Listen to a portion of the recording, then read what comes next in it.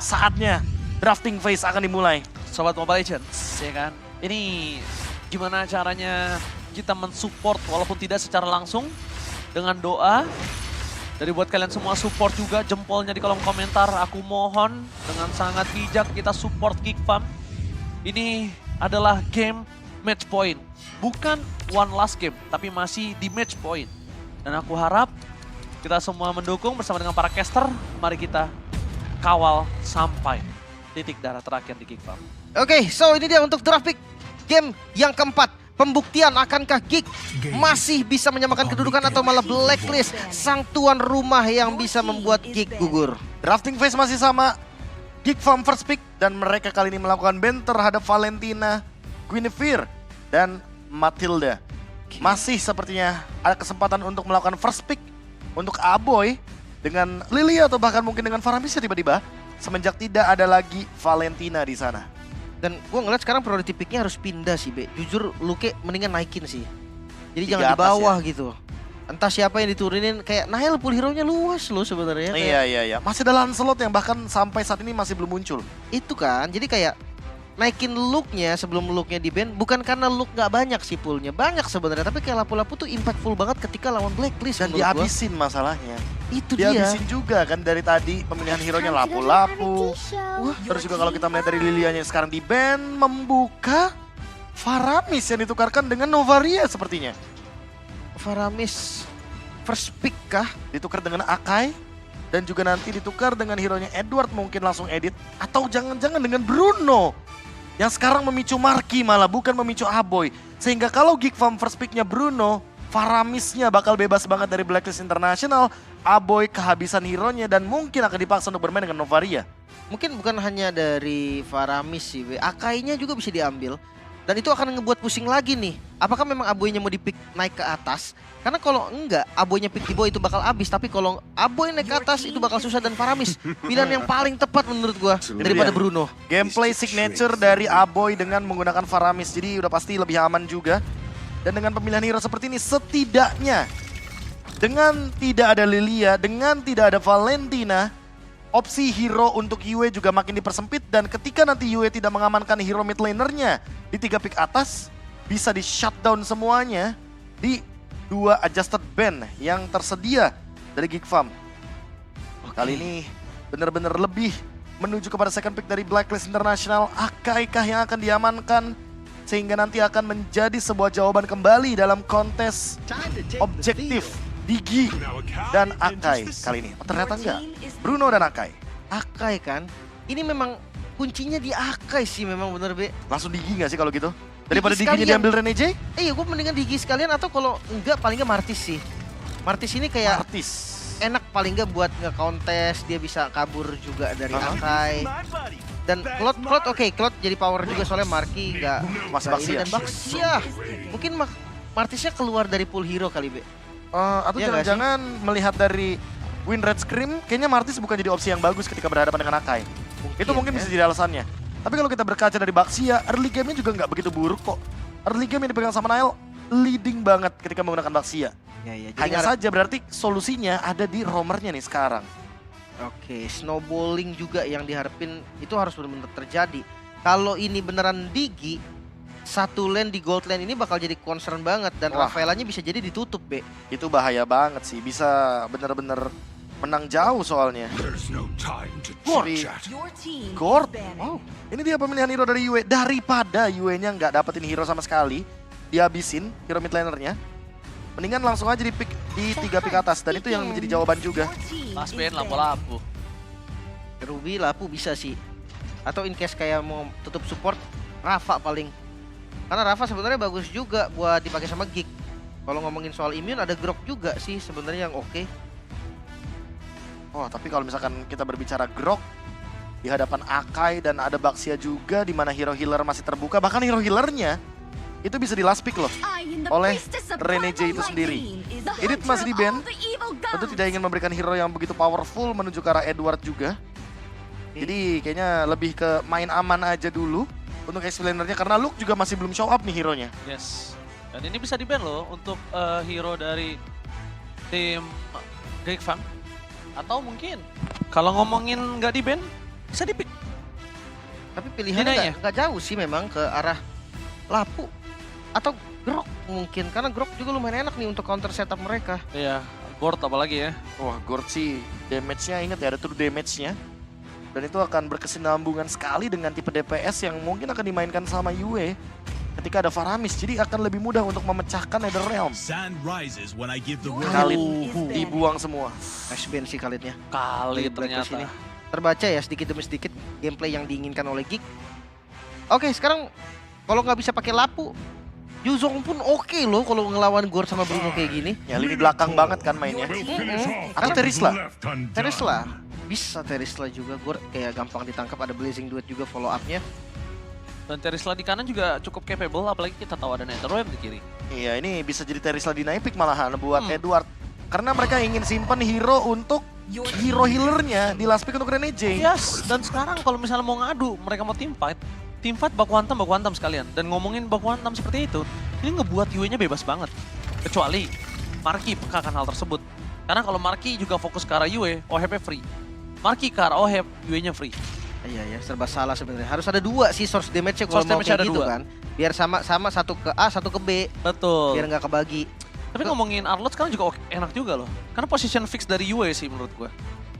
Oh, tapi bisa jadi bahaya juga sih, Ji. Takutnya udah ada teman yang escape dan kita tahu kan ketika Mystic Gust dia nggak bisa di-cancel. Jadi ketika di Final Slash itu malah ngebantu Yue untuk mendekati damage ke arah Geek Farm.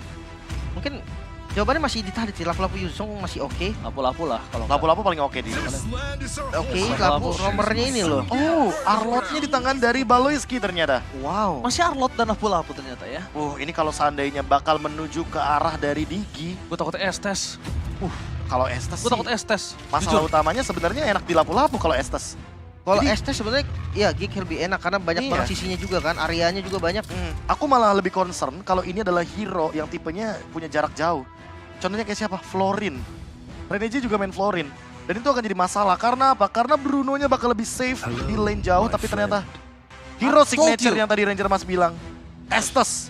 Yang dimana sebenarnya cukup berbahaya juga karena ada Arlott dan Lapu-Lapu. Itu yang sempet gue kayak, wah ini Estes mereka akan team fight habis-habisan. Cuma, bukan berarti nggak ada jawaban.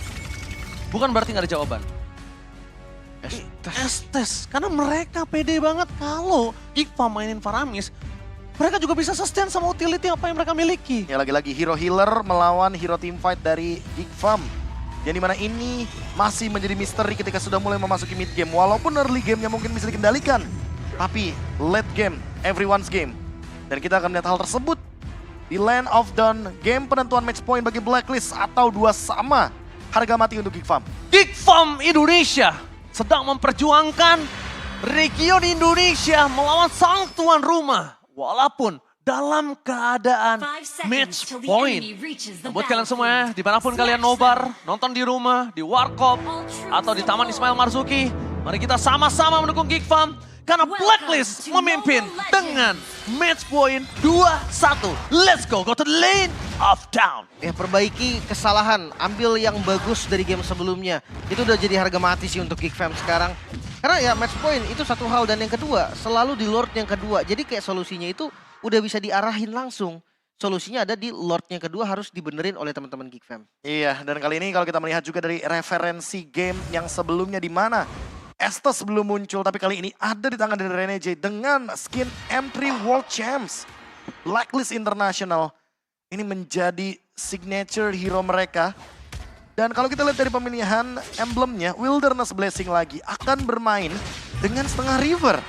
Yang tentunya akan membuat Bruno dari OHEP akan jauh lebih aman di early stage-nya. Cuman gue ngeliat emblemnya Balo dia bawa Festival of Blood juga nih. Dia mau cari spell farm-nya kah? Karena biasanya gue ngeliat Romer tuh dia ngambil defense yang lebih pasti. Karena dia jarang punya item yang cukup kan. Mungkin dia pengen lebih sustain untuk ketika dia tertinggal seorang diri, mungkin mau ada outplay yang terjadi untuk sisinya. Ya, atau setidaknya ada tambahan dari heal up-nya sedikit. Walaupun sedikit tapi cukup lumayan berpengaruh, cukup berpengaruh. Apalagi dengan pemilihan dari itemnya. Yang kalau kita lihat masih benar-benar banyak banget abu-abu. Masih rata-rata early stage-nya juga tidak begitu dominan. Fury Hammer mungkin akan menjadi opsi dari kedua XP laner. Dan seperti biasa untuk kedua gold laner lebih akan berfokus kepada Stilek Plates. Agar mereka bisa menimbulkan efek sustainability tambahan dan tidak bisa di take down ketika 1v1 situation. Jadi Lord di Turtle yang pertama, ini bakal menjadi medan yang sempurna sebenarnya buat Blacklist. Tapi ya momennya ada di balik lagi di Aboy. Ketika Aboynya bisa counter cukup bagus dan Baloy flicker. Langsung ke trigger. Wah, ini bahaya banget apalagi di early game. Balai dalam keadaan yang HP-nya low banget.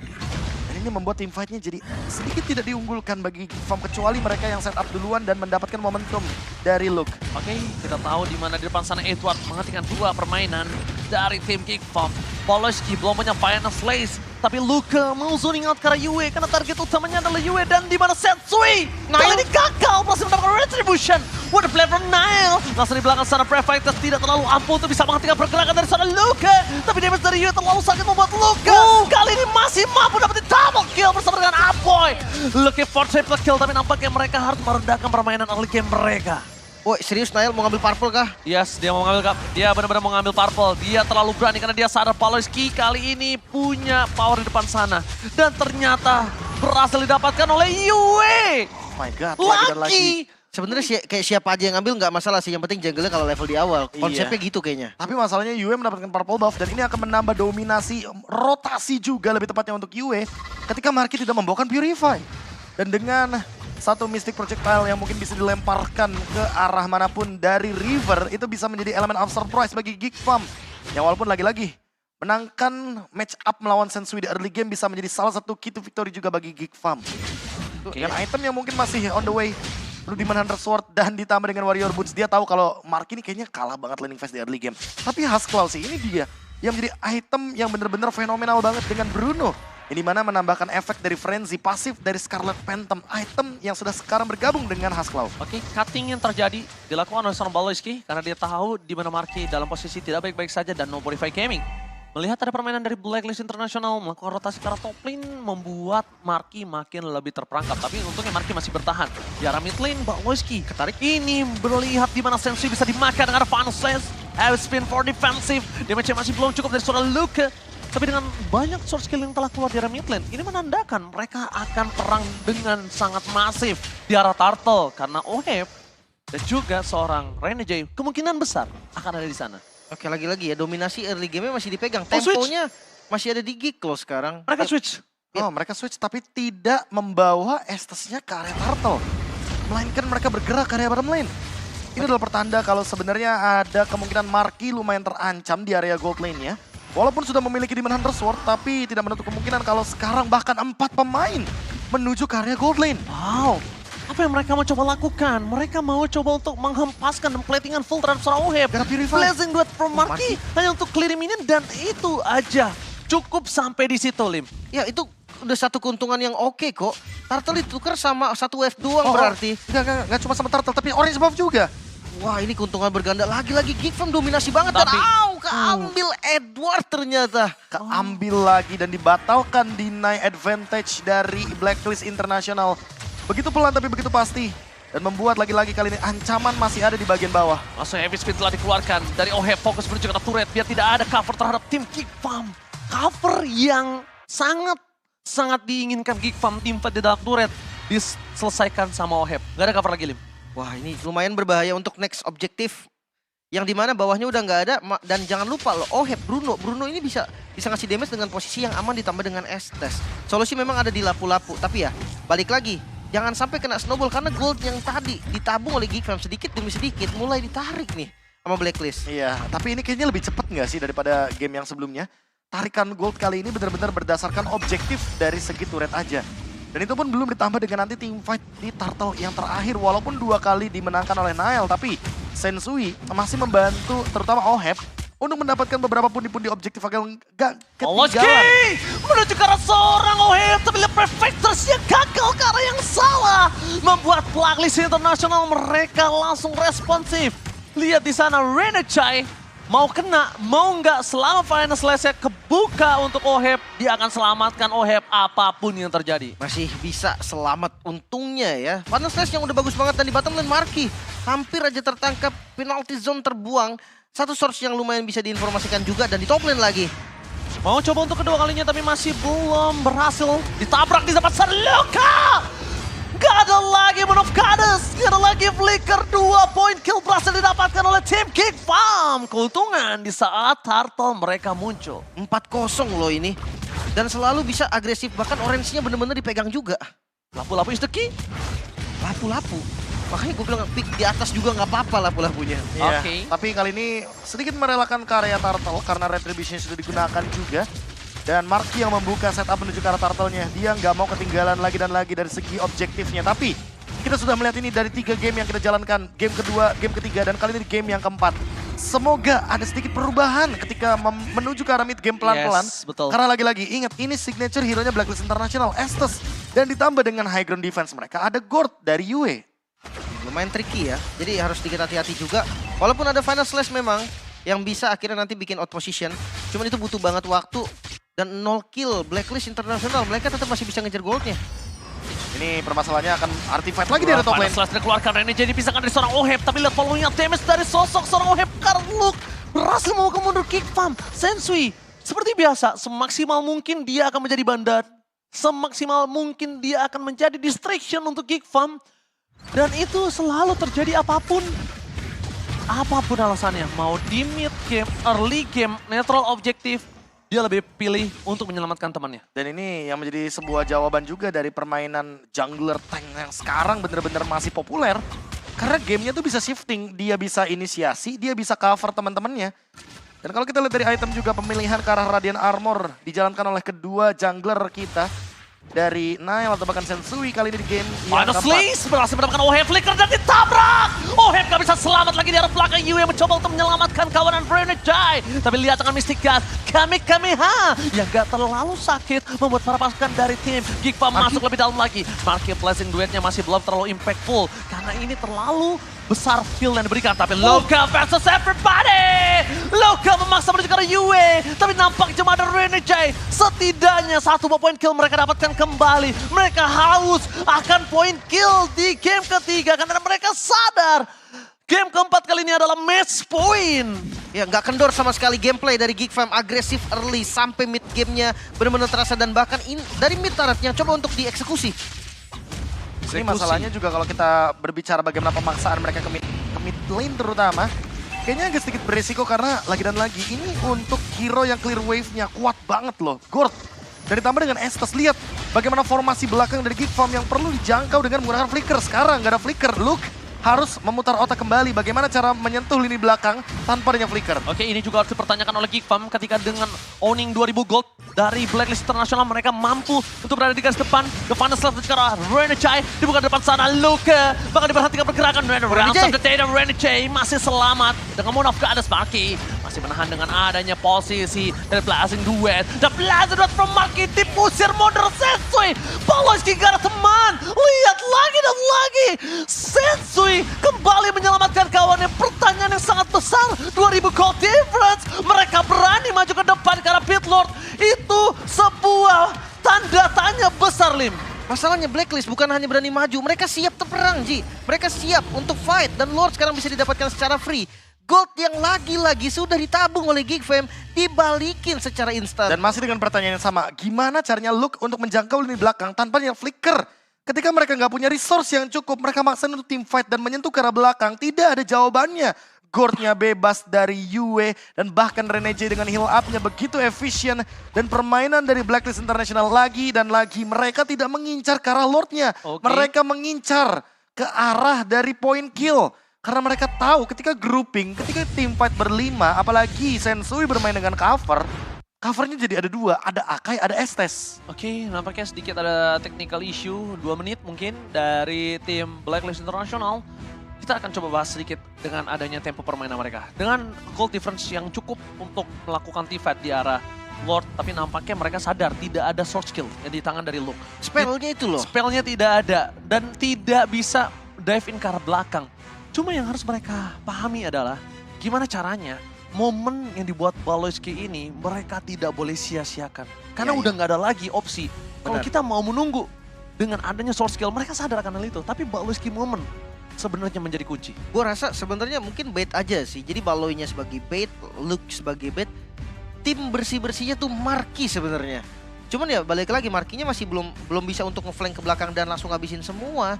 Kan ya balik dari Netherrealm terus ada Akai ini loh. Gua ngeliat Akainya ini power sebenarnya dari Blacklist. Power banget. Kelihatan gerakan dia untuk nge-backup, kelihatan untuk initiate-nya dan nahan heavy spin itu loh, Be. Ya tapi lagi-lagi kalau Akainya sekalipun di ban, masih banyak banget opsi untuk teamfight besarnya yang bakal dibawakan sama Sensui. Termasuk Martis yang dari tadi kita perbincangkan loh. Iya. Dan itu juga termasuk ke dalam hero powernya. Tapi memang belum ada jawaban dari heavy spin ini yang selalu menjadi cover power dari Blacklist International. Geekfarm tuh mau overextend teamfight, tapi mereka nggak punya pertahanan entah dengan menggunakan Flask of the Oasis atau bahkan dengan Immortality. Sekedar Winter Truncheon untuk ngebait aja. Mereka tidak mempersiapkan itu sehingga membuat Blacklist yang lebih siap dengan heal up-nya. Dengan permainan counter setup-nya. Kali ini di game yang keempat makin lebih mengerikan juga, apalagi dengan Estes yang heal-nya deres banget. Ya tabrakan belakangnya selama lapunya udah nggak cukup damage, udah sih kata gue, Be. Itu bakal susah banget. Makanya tadi kan kalau ngomongin soal belakangnya, Marki yang harus nge-follow. Marki yang harus ngebantu juga ke belakang untuk clear dari beres-beres lah, untuk nge-kill semuanya. Tapi entah kenapa Markinya pun nggak dapat space, depannya ditahan. Ya, Blazing Duetnya juga nggak berasa kan? Ketahan banget, Lagi-lagi. kayak nggak ada rasa. Itu dia Blazing of the Moon Goddess. Ini mana membuat gerakan dari Estes. Melakukan heal up, membuat Flask of the Oasis, membuat Favor Room item juga. Dan membuat teman-teman dari Geekfarm jadi minim terhadap damage yang mereka keluarkan. Output damage-nya terhalau semuanya sudah. Dan kita akan menuju ke in-game kembali dengan Lord yang ada di tangan dari teman-teman Blacklist International. Thank you Marshall. Kita akan kembali mengudara di Land of Dawn bersama dengan Ranger Muslim dan juga Profesor KB. Tapi kalau ngomongin high ground defense ya, Arlott ini pas lagi kondisi defense dia lebih enak loh. Dia lebih enak untuk cari posisi final slash dan lebih enak untuk bikin musuhnya out position. Oke, cari momennya lebih oke. Iya, dan Lordnya kayaknya masih bisa di-handle deh sama Geekfarm, masih aman-aman aja harusnya. Memang Lordnya masih aman, masih bisa di-handle. Tapi yang cukup berbahaya adalah sekarang invasi dan ekspedisi terhadap jungle-nya. Karena Inner udah mulai coba digerogotin di arah top lane. Dan untungnya mid lane turretnya masih berdiri, Koko gagah menantang di garis depan. Dan lihat Baleski depan sana. Mereka mensiapkan Baleski untuk bermain dengan momentum. Cuma kalau tadi tidak ada cover sama sekali, itu Baleski akan menjadi tumbal sia-sia. Tapi masalahnya kita udah sering lihat ini gak sih, Baleski dengan flankingnya yang berkali-kali mungkin dilakukan. Beberapa kali menciptakan momen, aku lebih setuju ketika dia menggunakan Kaja mungkin ketika bermain dengan flanking. Tapi kali ini Arlott yang dibawakan harus lebih menjaga posisi dan teritori. Karena kita tahu final slash-nya itu kan arahnya cuma satu, arah kanan. Benar. Sehingga kalau ngeflanknya dari area bottom lane, ini gak bakal connecting. Dan itu malah menyelamatkan teman-teman dari Blacklist. Itu dia berada dari atas karena mungkin satu harapan dari momen yang mereka miliki adalah di mid lane. Karena masih ada mid turretnya. Dan kalau team fight jangka panjang ya, memang sih inisiasinya bisa dibuka sama Baloy. Cuman kalau ngomongin sustain, Netherrealm dilawan sama Blazing Moon Goddess, kayak Blazing Moon Goddess lebih enak deh. Soalnya Marksman itu beda. Marksman dari Blacklist ini tipe yang memang ada di belakang. Iya. Nah kalau dari Cloud, dari Geekfarm, Marky, Dive in. dia tipe yang lompat-lompat lah, depan belakang. Susah buat ditempel. Lebih ke mainnya juga kanan kiri. Karena Iya. dia jatuhnya keluar dari Netherrealm, beda sama Faramis dulu. Faramis dulu buka ultimate, tiba-tiba Cloud jump in ke belakang, Netherrealm-nya masih nempel. Sekarang Netherrealm hanya berdasarkan lingkaran dari Faramis itu sendiri. Udah keluar Nerf yang terjadi udah bener-bener fatal banget. Dan di depan sana poking damage kayaknya bakal coba dilakukan karena Sensui. Poking damage aja, just poking. Kalau dia mau lebih, ini akan menjadi bahaya karena ini adalah keuntungan Blacklist untuk di Lord yang selanjutnya. Kalau ngomongin poking, ada Renija yang akhirnya pasti bisa netralisir semua. Akhirnya pasti bisa nge-save lagi semua. Tapi ya, kalau nggak di-poke juga serba salah. Mungkin 3-2, Be, solusi untuk laning jauhnya. Menurut lu gimana, Be? Kalau seandainya Marky bareng sama Baloy kontrol laning jauh, kill yang defense. Ya udah pasti mereka harus merelakan Lordnya terlebih dahulu ya. Mereka nggak boleh kontes Lordnya, tapi kayaknya 3-2 bakal ke-deny di sini. Karena lihat Blacklist sudah hadir dengan 5 pemainnya di area Lord. Dan membuat kayaknya Baloyski lebih memilih untuk bermain dengan formasi 5 grouping melawan Blacklist dengan Estes-nya. Sama-sama mereka punya power dari utility, poking damage, tapi cuma bisa bermain di arah Geekfarm. Karena sisi Blacklist cuma 5 damage saja. Sedangkan dari Blacklist International, mereka posisinya udah dapat 3 boost. Mereka dapat boost atas, boost tengah udah terdeteksi kosong, dan Edward bahkan sampai ke arah jungle yang dimiliki dari Geekfarm. Tapi Council Gaming menuju ke arah backline, Baloyski menuju ke arah Oheb, target utama mereka. Lihat Renege mengcover begitu saja dari Apoy terhentikan pergerakannya, tapi lihat! Langsung di combo cover menuju ke arah backline dan gagal diperporandakan oleh seorang Sensui. following up damage dari Luke. Nampaknya dengan Brave Fighters masih belum Marky. impactful. Blessing Dart from Marky dipatahkan oleh seorang Sensui. Mundurkan ke belakang dan Apoy. Dengan Ghostbusternya dia gagal, bahkan dia menjadi korban keganasan dari tim Blacklist International. Jawaban menuju ke arah OHEP dengan meta Yubi ini masih dipatahkan oleh tim Blacklist International. Untungnya Aboy yang tumbang loh, udah spawn lagi dan sekarang udah siap lagi hadir ke Land of Dawn. Dan lihat, Blacklist gak mau buang-buang kesempatannya untuk eksekusi Lord. Yes, dan kali ini para pasukan dari tim Blacklist mereka tidak menyanyiakannya. Marky, it's a pick-up pun terjadi. Luke menuju ke arah backline, satu persatu dengan Wind of Nature dan Renegade. Penyelamat hari dari seorang OHEP membuat Luke terperangkap di depan sana. Lord di tangan Blacklist International, 2000 gold difference. Ini benar-benar dalam bencana Geek Farm. Wow, ini agak susah sih. Aggron defense juga gak terlalu kuat ya, Be. Iya, apalagi dengan membawakan Aboy. Ini mana Faramisnya stacking up-nya juga nggak begitu maksimal sekarang. my God. Dan kalahnya Mereka kayaknya mau ditabrak ini. Mereka mau one strike push. Karena tersisa Nel dan juga Aboy. Tidak punya high ground defensif. Mereka fokus ke arah PSK. Beli apapun terjadi.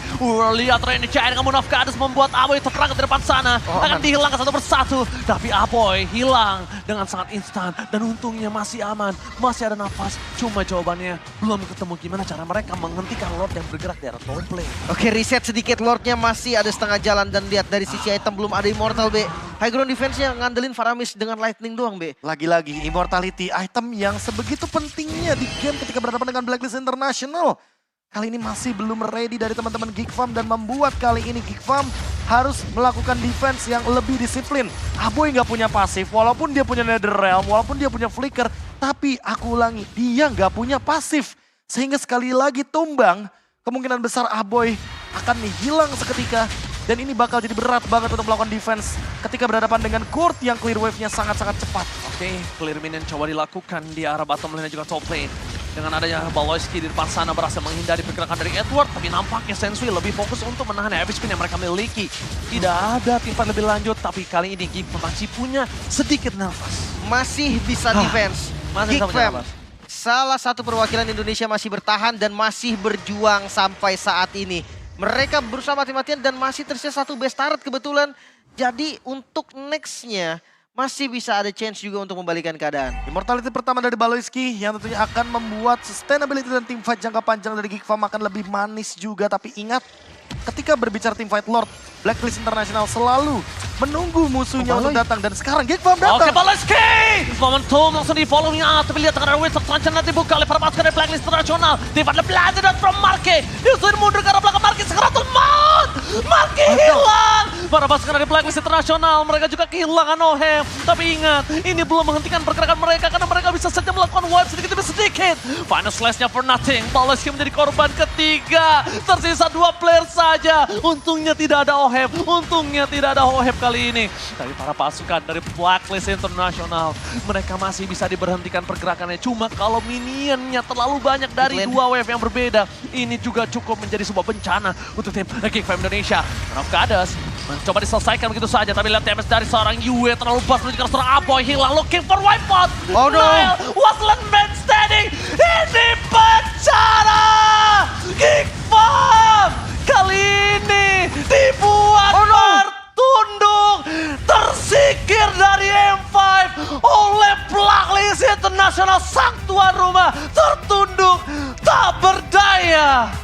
Oh no, Blacklist bisa menumbangkan salah satu perwakilan dari Indonesia dan Geek Fam secara resmi tereliminasi. Nice try jadinya, bukan Nile try lagi. Dan ini dia hasil yang harus kita terima sepahit apapun itu. Mereka sudah berusaha dan memang mungkin belum saatnya. Lord Dance lagi-lagi menjadi jawaban dari Blacklist International ketika berhadapan dengan early advantage yang dijalankan oleh teman-teman dari Geek Farm. All Indonesian Final sepertinya tidak bisa terrealisasikan setelah Blacklist mengeliminasi Geek Farm di pertandingan lower bracket kali ini. Nice try untuk Geek Farm.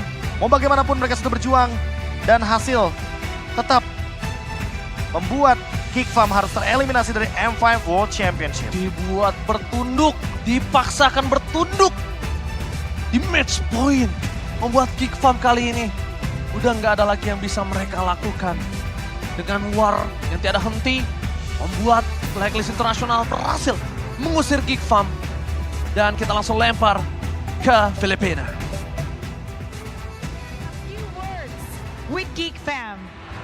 But Geek Fam, what a comeback para sa ating Blacklist International. There right now we have our Geek Fam from Indonesia. Palakpakan naman natin ang Geek Fam. everybody give him a big round of applause. Geek Fam, ikaw na lang Baloyski. What would you like to say to all your supporters and everybody watching from Indonesia? What else can we expect from you next year? Buat geek community, terima kasih yang udah dukung kita. And to all the fans here supporting us, the Blacklist fans, thank you guys. And to my family, sorry I didn't give the win, but yeah, I love you guys. Sorry, we will try harder next time.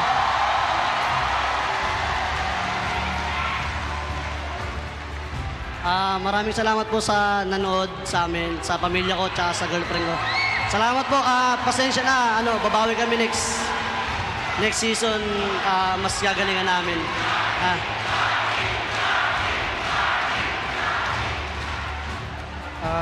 Sorry for Geek community and thank you.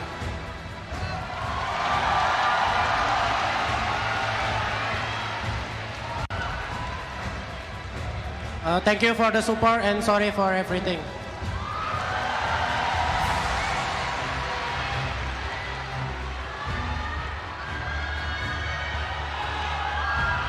Thank you for the support. We will come back to stronger. And I just want to say for the Geek Fam fans out there, there are no losses, only lessons. Congratulations to Geek Fam for making it all the way to this point. Palakpakan natin ang Geek Fam. We hope to see you stronger next year. Geek Fam, you may now take your final bow. Your journey ends here. Congratulations. And now,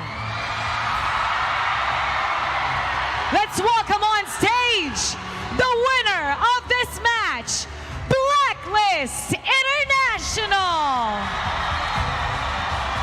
What a comeback! Wow! Down 0-1. 3 straight para sa Blacklist International. Huwag kayong mahiya, nanalo kayo. Yui, unahin na kita. Yui, come on, Yui, what can you say about those 3 straight wins? What were the adjustments made starting game 2 at tumuloy-tuloy kayo? Siguro yung paglalaro namin sa early to late game, kung paano namin laruin yung laro namin. Kita mo naman yung adjustment. How about anyone else? Sige, anyone else? Can you talk about the adjustments that were made after the first match, which really shifted the momentum towards you guys? Anong adjustments na ginawa ninyo after game 1 or match number 1? Kaya nag-shift yung momentum papunta sa inyo? Siguro po nung di namin po sinabayan yung aggressiveness po nila inantay lang po namin yung mga power spike na mga hero namin. They didn't go up against the aggression of their opponent. Instead, they're waiting for the right moment for the power spikes. And that's what Blacklist International do. Now, Rana J, your family is here, your parents are here, Doggy and H2 are here. You can see him waving at you. He actually elbowed H2 right there. You saw Doggy earlier, he got really emotional. In fact, your journey throughout MLBB is such an emotional experience. Now, you get to move on the next round. What can you say, Rana J? Boss D, next time wag kang iiyak. Naiiyak din ako, mawawala ako sa laro niyan. He's saying, Doggy, next time don't cry because he's gonna cry and he's gonna lose his mind in the game.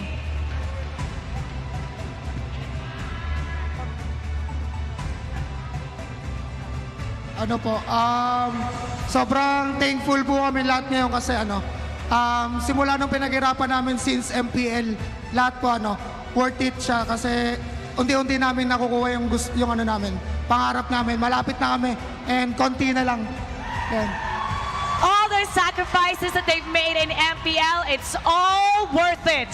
And their dream is getting closer and closer. Malapit na! Oheb, ikaw naman, baka pwede nating tanungin. How do you stay composed? How do you stay composed after ng matches? You had to win that second match na importante para makuha niya yung momentum. How do you stay composed? And ano yung pinagsamahan niya? What does it mean to all of you na you go together and then lalaban kayo hanggang dulo? Mindset lang namin every game, parang every game kasi mindset namin game 1 lahat ng games. Reset lang. Parang game 1 lang ulit kahit matalo, manalo. Game 1 lang ulit next game. Reset kada game, mangyari, manalo, matalo, reset lang talaga. Dun siguro kami nakakabawi. So they treat every game, they don't look at the scoreboard, they treat every game the same way. They started the same way, and obviously what a win. Ito naman, baby brother Edward, hiding at the back. Nakatago. Edward! Nakatago si Edward. Edward! You have a lot of supporters here. Let's invite them to support you for your next match. And what do you want to say to everybody? Ayun. Maraming salamat sa pumunta kayan, guys. Bukas ulit, note kayo. Tsaka shoutout nga pala sa tropa ko. Nasaan yung mga tropa ko dyan? Galing kasi silang Bataan eh. You have a lot of friends. Ayun! Shoutout sa inyo. He's saying this is all for his friends over there, thanking everybody who's supporting them, and come watch them again next time.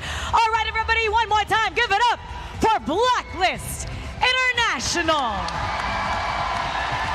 You may now take your bow and take your walk of victory. We're gonna break that down for you, so we're gonna throw it over to our casters. Casters, pasok. Thank you so much, Mara. Tapi aku mengucapkan terima kasih banyak lebih untuk tim Geek Fam, seluruh Geek Fam Unity, seluruh perjuangan kalian gak ada yang sia-sia. Kalian udah membawa nama baik Indonesia sampai saat ini, sampai hari ini di sana. Kalian telah berjuang semaksimal mungkin. Waktu, keringat, seluruh pengorbanan kalian ini benar-benar telah membuat kami bangga. Dan kami para caster dari Aku Ranger Mas, Betul. dan juga Profesor KB mengucapkan terima kasih banyak sebanyak-banyaknya. Walaupun nice try, tapi Aboy telah berjanji, we will back stronger.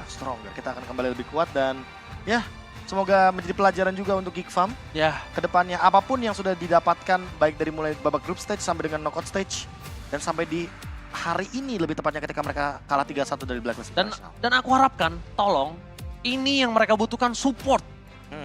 Tolong jaga jempol kalian. Tolong jaga ketikan kalian. Karena yang mereka butuhkan adalah support. Dan mereka butuhkan semangat dari kalian.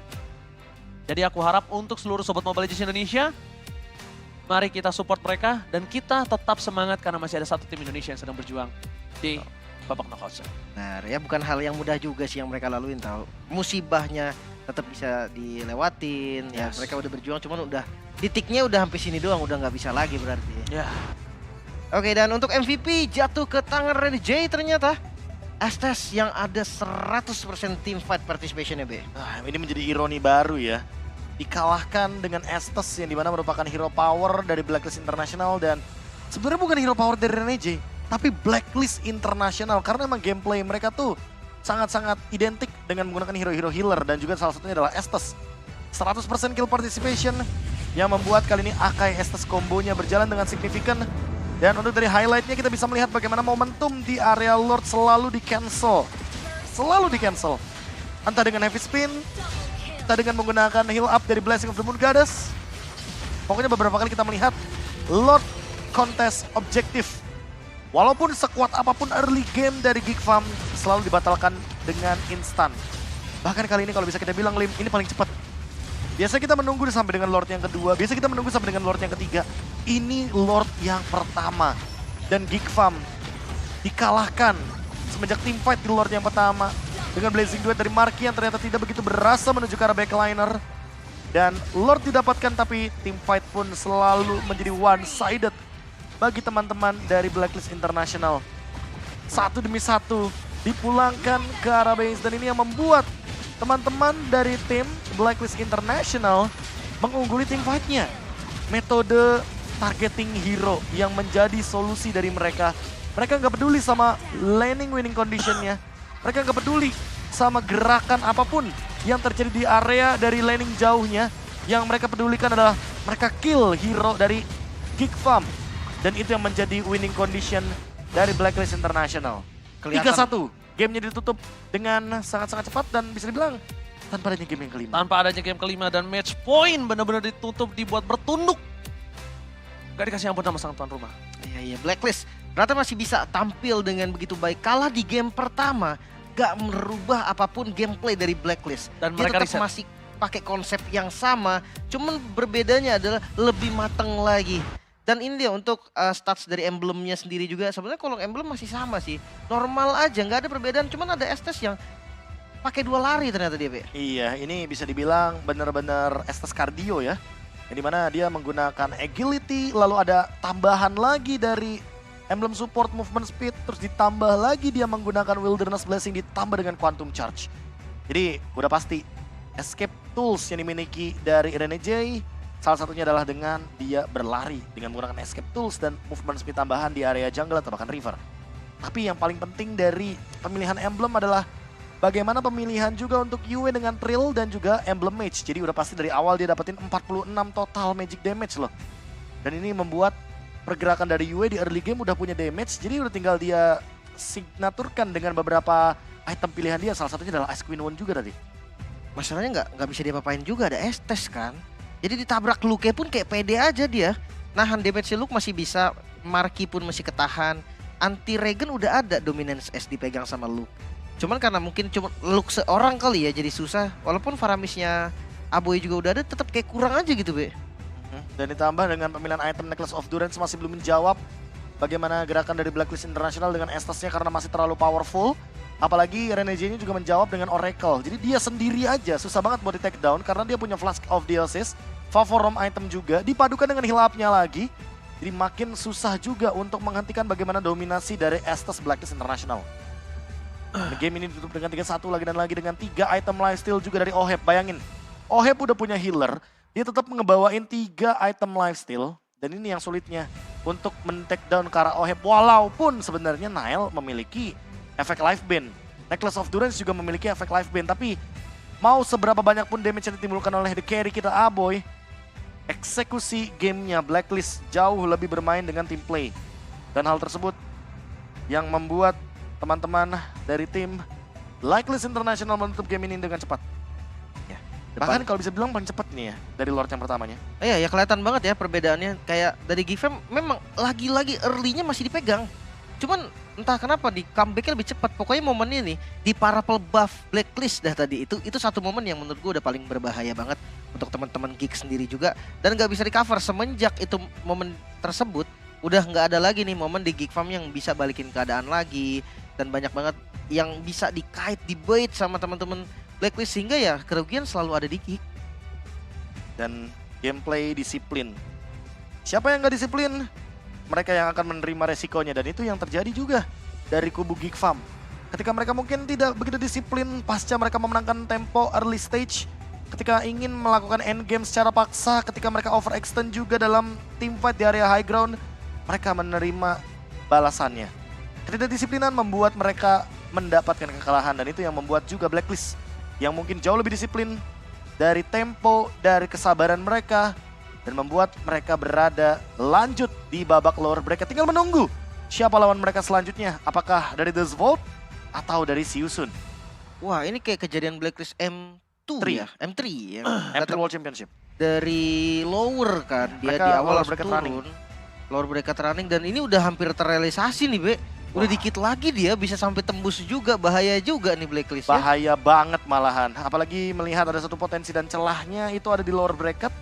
Ketika kita melihat bagaimana nantinya hari esok juga akan menanti siapa kira-kira lawan dari Blacklist. Tapi hari ini mungkin kita akan temukan jawabannya karena Geek Farm menjadi tim pertama yang pulang dari lower bracket setelah 6 besar. Tapi masih ada satu tim lagi yang akan menyusul Geek Farm di babak lower bracket kali ini. Oke, masih menunggu juga nanti ya di match yang kedua. Tapi untuk Geek Fam sekali lagi nice try. Mungkin belum rezekinya sih.